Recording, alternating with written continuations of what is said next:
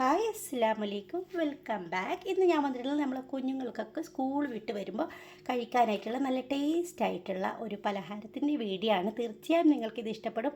വളരെ എളുപ്പമാണ് ഇത് ഉണ്ടാക്കാനായിട്ട്. വീട്ടിലുള്ള ചേരുവകൾ മാത്രം മതി, ഒന്നോ രണ്ടോ ചേരുവ മാത്രം മതി ഇത് ഉണ്ടാക്കാനായിട്ട്.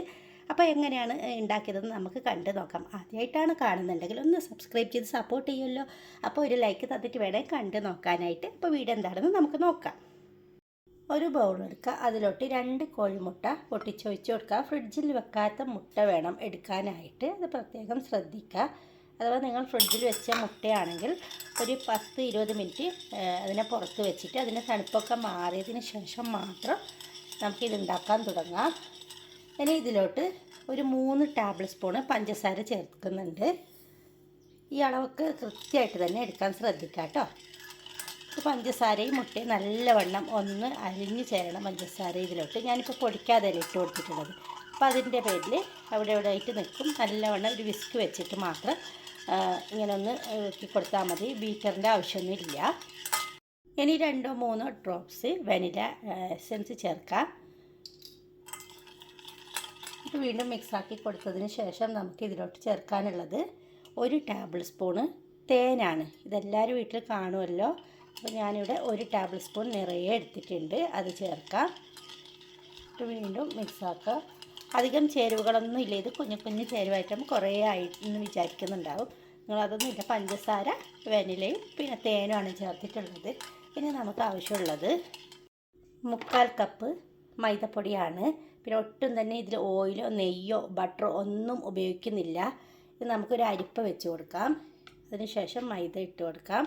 3/4 കപ്പ് മൈദയാണ് ഞാനിപ്പോൾ എടുത്തിട്ടുള്ളത്. ഇനി നമുക്ക് ഇതിലോട്ട് 1 ടീസ്പൂണ് ബേക്കിംഗ് പൗഡറാണ് ചേർക്കുന്നത്. ബേക്കിംഗ് സോഡ അല്ല കേട്ടോ, 1 ടീസ്പൂൺ മാത്രം ചേർത്തിട്ട് നല്ലവണ്ണം ഇതൊന്ന് അരിച്ചെടുക്കണം. ഡയറക്റ്റ് തന്നെ ഇങ്ങനെ തന്നെ അരിച്ചെടുത്താൽ മതി. അപ്പോൾ നമുക്ക് കൂടുതൽ പാത്രങ്ങളൊന്നും എടുക്കാതെ ഒറ്റ പാത്രത്തിൽ തന്നെ ഉണ്ടാക്കാനും പറ്റും. പാത്രം കഴുകലാണല്ലോ നമുക്കൊക്കെ മടിയുള്ള കാര്യം. അപ്പോൾ അതിനായിട്ട് ഈസി ആയിട്ട് ഇങ്ങനെ തന്നെ ചെയ്തെടുക്കാം.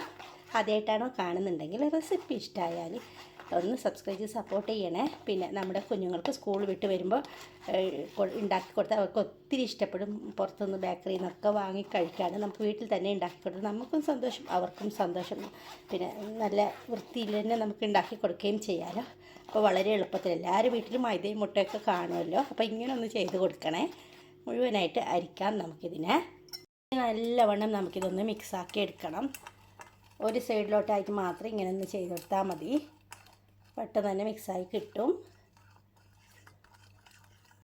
കണ്ടല്ലോ, നല്ലവണ്ണം മിക്സായിട്ടുണ്ട്. ഇനി നമുക്കിതിലോട്ട് ഒരു 10 മില്ലി മാത്രം വെള്ളം ഒഴിച്ച് കൊടുക്കുക. അത്രയും മതി, ശ്രദ്ധിക്കണം. 10 മില്ലി കേട്ടോ. എന്നിട്ട് വീണ്ടും ഒന്ന് മിക്സാക്കി കൊടുക്കുക. അങ്ങനെ നല്ല രീതിയിൽ കലക്കി എടുത്തിട്ടുണ്ട്. ഇനി നമുക്ക് ഇതിനൊരു 10 മിനിറ്റ് റെസ്റ്റ് ചെയ്യാൻ വെക്കണം. ഒരു ക്ലീൻ ഫിലിം വെച്ചിട്ട് ഒന്ന് മൂടിക്കൊടുത്താൽ മതി. ഇതില്ലെങ്കിൽ പാത്രം വെച്ചിട്ട് മൂടിക്കൊടുത്താലും മതി. നല്ല രീതിയിൽ ഇങ്ങനെ മൂടി വെച്ചതിന് ശേഷം ഒരു 10 മിനിറ്റ് ഇതിനെ റെസ്റ്റ് ചെയ്യാൻ വെക്കാം.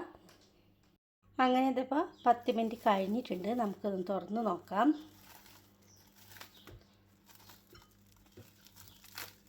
നമുക്കൊരു കയ്യിൽ വെച്ചിട്ട് നല്ലവണ്ണം ഒന്ന് മിക്സാക്കി കൊടുക്കണം. ഇനി നമുക്കൊരു പാൻ ചൂടാക്കാൻ വെക്കാം. വളരെ കുറഞ്ഞ തീയിൽ വേണം ചൂടാക്കാൻ വെക്കാനായിട്ട്. ഒരിക്കലും വലിയ തീ ആക്കരുത്.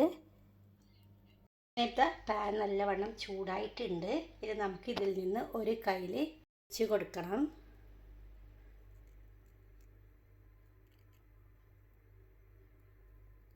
ഇനി നമുക്ക് ഇതിനെ മൂടി വെക്കേണ്ട ആവശ്യമില്ല. ഒരു ബബിൾസ് വരുമല്ലോ, അപ്പോൾ ഈ കളറൊക്കെ ഒന്ന് മാറി വരും. അപ്പോഴത്തേക്കും നമുക്കിതിനൊന്ന് തിരിച്ചിട്ട് കൊടുക്കാം. അതുവരെ വെയിറ്റ് ചെയ്യാം. കുറേ ഓൾസ് വന്നിട്ടുണ്ട്. ഈ സമയം വേണം നമുക്കൊന്ന് തിരിച്ചിട്ട് കൊടുക്കാനായിട്ട്. ഞാനിപ്പോൾ പാനിലോട്ട് ഒട്ടും തന്നെ ഓയിലൊന്നും ചെയ്തിട്ടുണ്ടായിരുന്നില്ല, ബ്രഷ് ചെയ്തിട്ടുണ്ടായിരുന്നില്ല. ഇനി നമുക്കിതിനൊന്ന് തിരിച്ചിട്ട് കൊടുക്കാം. ഈ കളറിൽ കിട്ടണം. ഇനി 1 മിനിറ്റ് അങ്ങനെ തന്നെ വെച്ച് കൊടുക്കാം. ശ്രദ്ധിക്കണം, കുറഞ്ഞ തീയിലോട്ട് ഇട്ടിട്ട് വേണം ഇങ്ങനെ ചെയ്തെടുക്കാനായിട്ട്. ബാക്കിയുള്ള മാവെല്ലാം ഇതേപോലെ ചെയ്തിട്ടിട്ട് വരാം. അപ്പോൾ ഇതാ ഞാനങ്ങനെ 5 ഉണ്ടാക്കി എടുത്തിട്ടുണ്ട്. ഇനി നമുക്കിതിനെ എങ്ങനെ തന്നെ കഴിക്കാം. ഇല്ലെങ്കിൽ കുറച്ചും കൂടി നല്ലൊരു കുട്ടികൾക്ക് ഇഷ്ടപ്പെടുന്ന രീതിയിലാണ് ഞാനിപ്പോൾ തയ്യാറാക്കുന്നതിനായിട്ട്. ന്യൂട്ടെല്ല ഉണ്ടെങ്കിൽ അത് നമുക്ക് ഇതിനുള്ളിലേക്ക് ഇങ്ങനെ ഒന്ന് ബ്രെഡിനൊക്കെ തേക്കുന്നത് പോലെ ഒന്ന് തേച്ച് കൊടുക്കാം.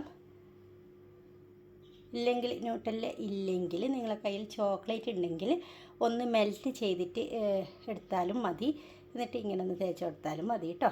ഇതൊന്നും ഇല്ലെങ്കിൽ അങ്ങനെ തന്നെ കഴിക്കാൻ നല്ല ടേസ്റ്റാണ്. കാരണം നമ്മൾ ഇതിൽ പഞ്ചസാര ചേർത്തിട്ടുണ്ടായിരുന്നില്ല, അപ്പോൾ നല്ല ടേസ്റ്റാണ്. പിന്നെ ഓയിൽ ഒട്ടും തന്നെ ഓയിലില്ല എന്നുള്ളതേ ഉള്ളൂ.